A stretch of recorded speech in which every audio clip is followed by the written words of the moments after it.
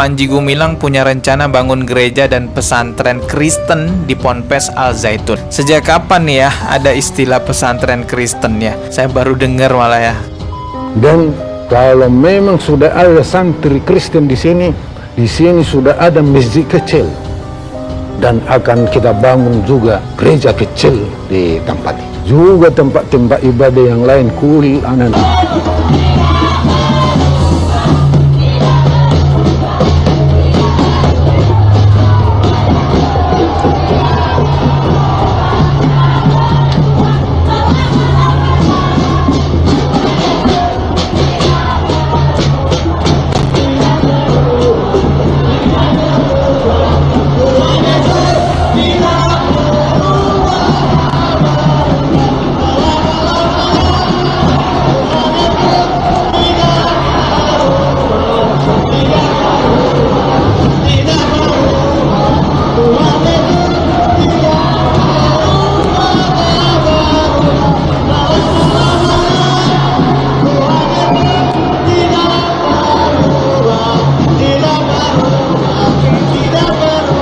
Kemudian dalam kata sambutannya, Syekh Panji Gumilang kemukakan.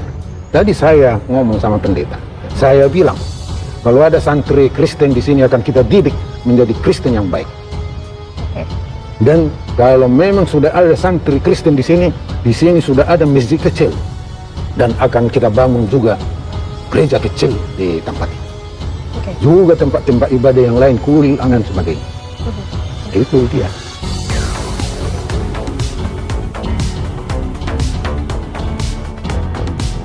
Kalau ada event penting, khususnya 1 Muharram, itu pasti dihadiri oleh seluruh, akan diundang. Itu tokoh-tokoh umat beragama dari berbagai agama. Itu sudah menjadi tradisi di sana. Di samping itu, Syekh Al Zaitun ini kalau setiap Natal itu selalu mengirim kartu ucapan Natal kepada para kenalannya yang Kristiani, atau kepada pendeta yang dia pun belum kenal tapi tahu alamatnya, itu dikirim kartu Natal. Akhirnya seorang pendeta Rudi Pendea dari GPIB Koinonia di Jakarta Jatinegara itu mengajak jemaatnya ke Al Zaitun, sekitar 200-an orang. Untuk? Ya berkunjung lah, karena ada kiai mengirimkan kartu Natal. Pada saat itu ya disambut ya. Pada saat itu Panji Gumilang ngobrol-ngobrol. Kalau ada santri Kristen di tempat ini, kami menunggu. Tapi kemudian dalam kata sambutannya, Syekh Panji Gumilang kemukakan. Tadi saya ngomong sama pendeta, saya bilang kalau ada santri Kristen di sini akan kita didik menjadi Kristen yang baik. Dan kalau memang sudah ada santri Kristen di sini sudah ada masjid kecil. Dan akan kita bangun juga gereja kecil di tempat ini. Juga tempat-tempat ibadah yang lain, kul dan sebagainya. Itu dia. Jadi tujuannya dari Pak Panji Gumilang, kalau Pak Robin melihatnya, untuk apa mengundang santri Kristiani ada di Al Zaitun, yang mungkin kita tahu Al Zaitun ini kan pondok pesantren, suatu yayasan pendidikan berbasis agama. Ya, saya kira itulah dia ya, bahwa pondok pesantren ini modern. Dia bersemangat pesantren, bersistem modern, ya.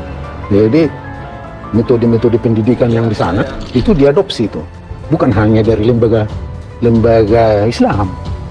Bagaimana pendidikan yang baik di pendidikannya Katolik, Protestan, yang umum itu dibuat sedemikian rupa, ya dibuat menjadi suatu sistem di Al Zaitun.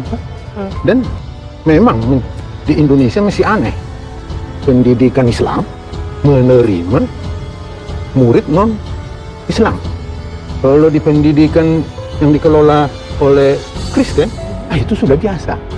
Dan mereka itu dididik bukan untuk dijadikan menjadi beragama Islam. Dia tetap dididik dalam agamanya.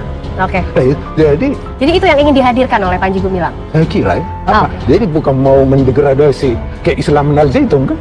Pemirsa, semakin hari ideologi Pondok Pesantren Al Zaitun di bawah kepemimpinan Panji Gumilang semakin terbuka dan terkuak ke masyarakat luas. Terbaru, salah seorang sahabat karib Panji Gumilang, Robin Simanulang, yang juga ikut berdoa di dalam Masjid Rahmatan lil Alamin Al Zaitun saat Idul Fitri baru-baru ini. Ia mengungkapkan keinginan Panji Gumilang membangun semua tempat ibadah agama lain selain Islam di dalam lokasi Ponpes Al Zaitun dan menyatakan ingin menerima santri dari agama lain untuk menuntut ilmu di Al Zaitun, namun tetap harus berkeyakinan sesuai dengan keyakinannya masing-masing. Tentu hal ini membuat publik semakin tercengang karena kita ketahui pesantren itu adalah tempat menuntut ilmu khusus orang yang beragama Islam. Tentu berbeda dengan sekolah negeri atau sekolah umum lainnya yang bisa saja hal itu terjadi. Namun yang dipermasalahkan adalah karena Al Zaitun itu berlabel pesantren, bukan sekolah umum atau negeri.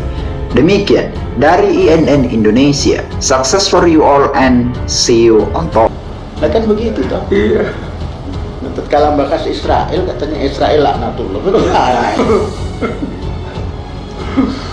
Nggak ngerti siapa Israel itu. Yang dimengerti apa Israel, bukan siapa Israel. Kalau Israel apa? Ya yang ada di Timur Tengah ini. Kalau Israel itu siapa? Baca Ibrahim alaihissalam baru ketemu Israel. Baru ketemu Bani Israel. Dianggapnya Israel itu akal-akalan. Ibrahim alaihissalam Yubhak, kata orang Ibrani Yubhak, kata orang Arab Ishak, baru Yakub. Yakub inilah Israel. Yisra, menang bergumul, bersama Ilahi. Israel, kamu berubah nama dari Yakub menjadi Yisra.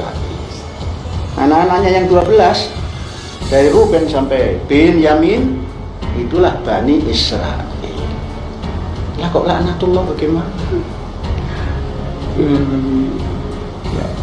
Kemudian Allahumma sholli ala Muhammad wa ala ali Muhammad kama shallaita ala Ibrahim wa ala ali Ibrahim. Bagaimana? Kok terus laknatullah? Jadi ini makanya nggak maju-maju kita karena itu mengatakan laknatullah pada orang yang harus kita junjung tinggi. Ponpes Al Zaitun Indramayu terus mendulang kontroversi tutup dan bubarkan Al Zaitun. Ini aliran apa? Menurut saya ini aliran politik. Al Zaitun ini pernah dipakai oleh Orde Baru untuk mengimbangi berbagai bandul-bandul politik yang terjadi. Makanya yang melindungi mereka ini adalah jenderal-jenderal dan para politisi yang menjadi warisan Orde Baru. Ini yang menjadi penguat mereka. Surat izinnya di Kemenak juga udah mau habis. Kita semua mendesak kepada Kemenak jangan perpanjang nih. Nggak bener ini. Mereka ini pernah tergabung dalam negara Islam Indonesia yang ingin mengkhianati Pancasila, tapi sekarang mereka bertakiyah pura-pura Pancasilais.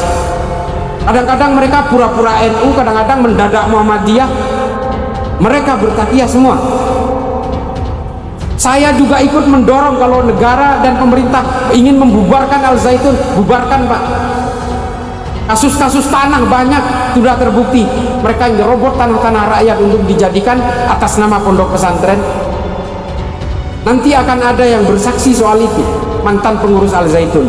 Nanti lihat di TV dalam 1 minggu ke depan. Bagaimana kemudian ada beberapa ibu-ibu yang melaporkan kiainya karena dia seringkali dilecehkan secara seksual. Ini saya ungkapkan di sini karena direkam. Biar pemerintah tergerak, negara ini harus hadir Pak. Kalau untuk yang begini-beginian ini, kelompok-kelompok radikal kayak gini harus ada kehadiran negara. Kita menjaga NU supaya tidak radikal aja sudah setengah mati kok. Nah, ini kemudian yang diperlukan kehadiran negara di situ. Negara nggak hadir, selesai Pak. Kita menjadi negara autopilot. Kita pilotnya nggak ada, tapi pakai komputer aja. Nah, ini yang kemudian saya sayangkan dari negara yang kadang-kadang terlambat hadir. Pesantren Al Zaitun Indramayu, Jawa Barat terus menuai kritikan, kecaman dan desakan agar ada pengusutan mendalam. Lembaga yang mencatut nama pesantren itu nyatanya banyak melakukan praktek keagamaan yang menyimpang.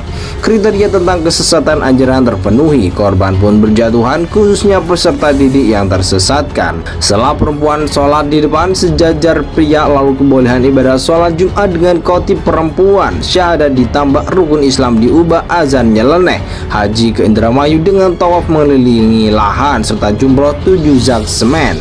Maka terungkap pula tradisi atau pembudayaan Assalam Yahudi. Pimpinan pesantren Panji Gumilang berkata, saya mengajak saudara-saudara yang mengucapkan salam yang tidak assalamualaikum saja sambil kita bernyanyi. Kita ucapkan pada sahabat kita Hafidhus Salam alaikum dalam bentuk bernyanyi sambil berdiri karena ini satu surah. Menurut Ustadz Abdul Aziz Bradke, Hafidhus Salam alaikum dinyanyikan oleh orang Yahudi setelah keluar dari ibadah di sinagog. Dari segi ideologi, pesantren Al-Zaitun itu menjadi markas NII dengan sebutan NII KW 9. Pembiaran ini menimbulkan keanehan sekaligus pertanyaan apakah pesantren Al-Zaitun itu sejak dahulu sudah menjadi binaan pemerintah dalam rangka memecah belah umat Islam atau bagian dari sebuah operasi intelijen. Kepala BIN Hidro Priyono sangat peduli kepada pesantren NII ini.